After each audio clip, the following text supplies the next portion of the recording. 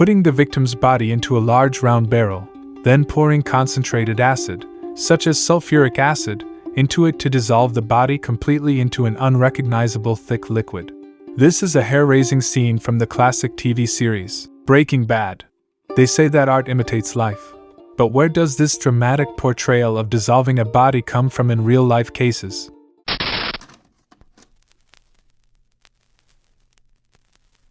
Hello folks, welcome to BC Storytime. Today, we're going to uncover a true crime story involving the dissolution of thousands of human bodies. It all starts on January 22, 2009, in Tijuana, a city located at the Mexico-US border. A specialized task force, established by the Mexican military to combat drug-related crimes, was covertly assembling.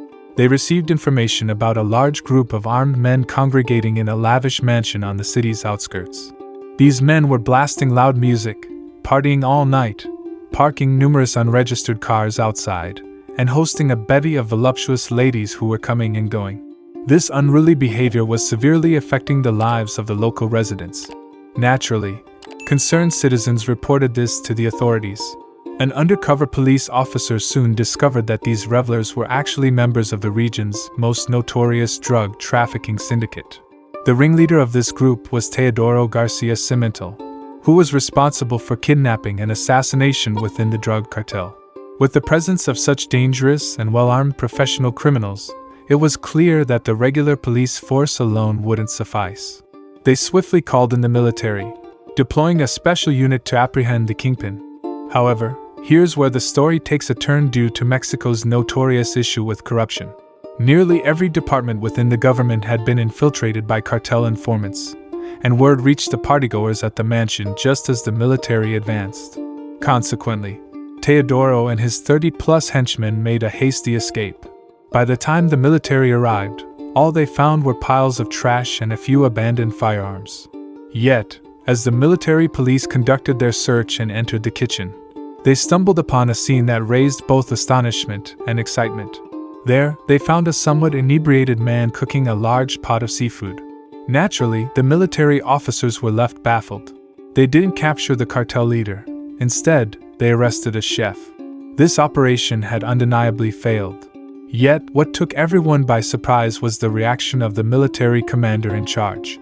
He issued stern orders to have this apprehended chef taken back to headquarters and placed in the most secure cell, surrounded by heavily armed guards. The commander's response may seem over the top, but there was a reason behind it. That very night, a fully armed gang composed of cartel members launched an assault on the prison where the chef was being held. Luckily, the military had anticipated such a move and managed to thwart their attempt to liberate the chef. Now, the question arises, who is this arrested chef, and why do both the military and the cartel attach such significant importance to him? The arrested chef's name was Santiago Meza Lopez, commonly known as El Pozolero, which translates to the stew master. He was listed as the 20th most wanted criminal in the FBI's global wanted list. Santiago was born in 1964 in a modest Mexican family of builders in the central region of Mexico. Besides Santiago, there were 9 other children in his family, and life was a constant struggle. Therefore, at a very young age, Santiago began to fend for himself. In mid-1990, Santiago came to Tijuana, a Mexican border city near the United States, in search of a better life. He secured a job as a bricklayer on a construction site, and later got married and had children in this city. Following introductions by friends, Santiago joined the most influential local drug cartel in the region, known as the Felix Drug Cartel. He started as one of the lowest-ranking members, whose typical job was looking after and feeding the horses for the cartel bosses. After some time, the cartel leaders noticed Santiago's extraordinary psychological resilience. He could handle gruesome and dangerous tasks with a robot-like emotional detachment, performing the duties assigned by the bosses with unwavering dedication. Santiago's qualities greatly impressed his superiors, and he was swiftly promoted from a low-ranking member to a mid-level lieutenant, involved in the core drug trafficking business. Before long, he was promoted to the position of warehouse manager, responsible for overseeing and managing drug inventory in the warehouse. It was a highly perilous job because warehouses were usually the first targets of both government crackdowns on drug traffickers and attacks by rival cartels. Warehouse managers had a high mortality rate, but thanks to Santiago's calm and effective working style, he consistently managed to excel in his duties while also safeguarding his life. If this were a legitimate company, Santiago would undoubtedly win the Best Employee Award. Fast forward to 1995, the Sinaloa drug cartel led by the infamous drug lord Guzman initiated an invasion into Tijuana to secure more drug transportation routes into the United States. This led to a fierce and bloody confrontation between the two powerful cartels. Eager to enjoy the opulent and glamorous life of a drug lord, many local young people joined the cartels and were rapidly deployed to the front line of the conflicts, becoming batches of sacrificial pawns. Both cartels employed brutal tactics such as kidnapping and killing each other's members and even their family members to weaken the opposing side. During the years when the two drug cartels fiercely contested control over Tijuana, thousands of innocent lives were lost annually, and the streets of Tijuana were littered with the bodies of victims. Many bodies were even dumped in rivers, clogging waterways. In an attempt to intimidate the enemy, the cartels would hang the corpses of victims on street lamps or overpasses as a gruesome display. Tijuana had become a hellish place where everyone lived in constant fear. Faced with such chaos and turmoil, the Mexican government, known for its weakness and corruption, couldn't turn a blind eye any longer. They intervened and deployed troops to Tijuana to restore order. In addition to the Mexican government's crackdown on drug cartels, the U.S. government couldn't tolerate the drug cartels killing people and smuggling drugs near its border. As a result, the DEA and FBI initiated investigations and launched operations against the Felix and Sinaloa drug cartels. With both governments taking severe actions, the violent clashes between the two cartels began to subside. The streets were no longer littered with corpses, and the number of murder cases started to decline. Did the two cartels shake hands and make peace? No, that was impossible. Observant people quickly discovered that as the number of murder cases decreased, the mysterious disappearances increased. Later, the authorities learned that the two cartels had changed their strategy, employing more discreet methods to dispose of the bodies of their victims. The key figure in implementing this new body disposal method was Santiago Meza Lopez, highly regarded by the bosses. In 1996, the leader of the Felix cartel began exchanging experiences with foreign criminal organizations to learn their techniques for body disposal. They found that by dissolving the flesh and blood of the deceased in strong acid or alkali, and then crushing and discarding the remaining bones, they could effectively destroy evidence. The Felix cartel quickly conducted experiments with this new body disposal method. Among their many henchmen, they selected someone loyal, ruthless, and capable of executing the task. Later that year, Santiago, who was in charge of the warehouse, was suddenly summoned by the boss to a secret underground chamber. Under the guidance of several people dressed as chemical experts, Santiago mixed a strong alkaline solution using sodium hydroxide, water, and other chemicals in a 200-liter drum. Then, he placed a huge pig's hind leg into the drum and stirred it occasionally. After a few hours, the pig's flesh was completely corroded and dissolved, leaving only a pale pig's leg bone. Experts claimed that this process would even obliterate DNA information. Faced with this shocking scene, Santiago had already deduced the boss's intentions. However, he remained as composed as ever, showing no emotion, and efficiently and accurately carried out every order. Santiago's impeccable performance undoubtedly pleased the boss. 6 months later, he was summoned to headquarters again, instructed to carry out a second experiment, following the exact same procedure as the first, but this time, it was a human body that would be thrown into the 200-liter drum. Santiago once again executed the task flawlessly. The next morning, the unnamed corpse had completely disappeared from the world, leaving only a bucket of viscous crimson liquid and a pile of shattered bones. From that moment on, the Felix drug cartel's body disposal department was officially established, with Santiago as its head, earning a weekly salary of $600. Santiago's team would receive the bodies delivered by the cartel at designated locations. These were mostly members of rival gangs who had been kidnapped and killed. After approximately 8 hours of processing, these bodies would completely disappear, dissolved into a thick liquid. When a sufficient quantity of this liquid had been accumulated, it would be transported by truck deep into the mountains and poured down cliffs. As for the bones and teeth that couldn't be dissolved, Santiago and his assistants would burn and crush them before burying the remains. Santiago approached this incredibly gruesome work with his customary seriousness and dedication. To cope with a potential surge in workload, he prepared numerous empty drums at the work site and maintained a generous supply of chemical reagents to create the highly corrosive alkaline solution.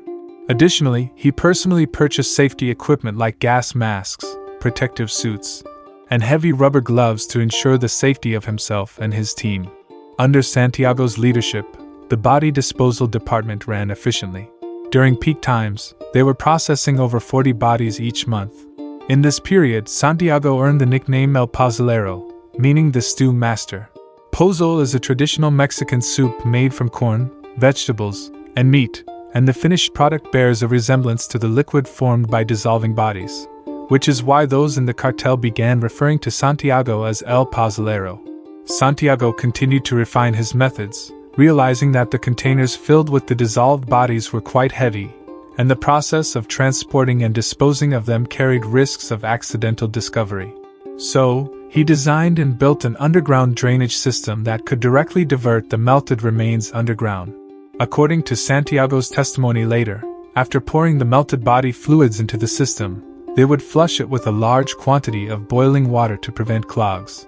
Typically, individuals involved in such sensitive operations and who possess extensive knowledge of a criminal organization's activities are eventually eliminated by the higher-ups, to prevent them from becoming informants or witnesses. However, Santiago managed to avoid this fate, likely due to his unwavering loyalty and his consistent ability to complete his work flawlessly. A few more years passed, and Santiago's department was reassigned under the leadership of a cartel boss named Teodoro, who primarily handled kidnapping and assassinations within the organization.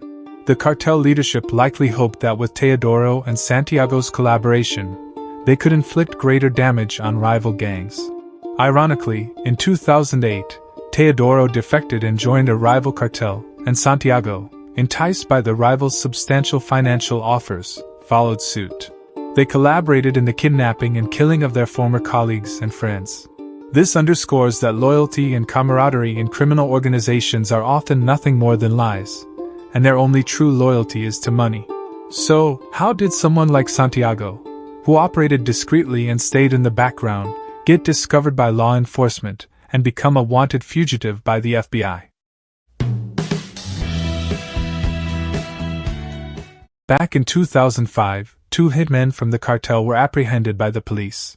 During their interrogation, they confessed to having killed 3 people a few days earlier and delivering the bodies to the individual in the cartel responsible for handling them, the stew master, or Santiago. Based on the clues provided by these hitmen, Mexican authorities, with the cooperation of the FBI, managed to unveil Santiago's true identity. Although Santiago was not the type of particularly bloodthirsty killer, law enforcement believed he held a wealth of evidence about the criminal activities of the drug cartel and information about the victims. They believed that capturing him and interrogating him would enable them to more effectively combat the drug cartel. Consequently, Santiago was listed as a wanted fugitive in multiple countries, with the FBI ranking him as the 20th most wanted person, higher than many cartel leaders. However, due to Santiago's cautious nature, he remained at large for an extended period, spanning 4 years, until the beginning of 2009. It was then that he attended a raucous party organized by his superior, Teodoro. Perhaps as a release from years of suppressed emotions, he began to drink heavily. After becoming quite inebriated, he boisterously declared his intention to showcase his exceptional cooking skills and proceeded to cook seafood in the kitchen alone. One might wonder how many of Santiago's dishes people dared to eat. While Santiago was busy cooking in the kitchen, the Mexican military launched a raid on the location of their party. Santiago, who was inebriated and unaware of the situation outside due to the noise from his cooking, didn't hear his companions escaping. This ultimately led to his arrest by the military. After sobering up, Santiago confessed to the police, revealing that he stopped counting after disposing of more than 200 bodies. He estimated that the total number of bodies he had processed was likely over 300. To showcase the achievements in the war on drugs and intimidate the drug cartels, the Mexican government paraded Santiago in front of the national audience and had him publicly confess.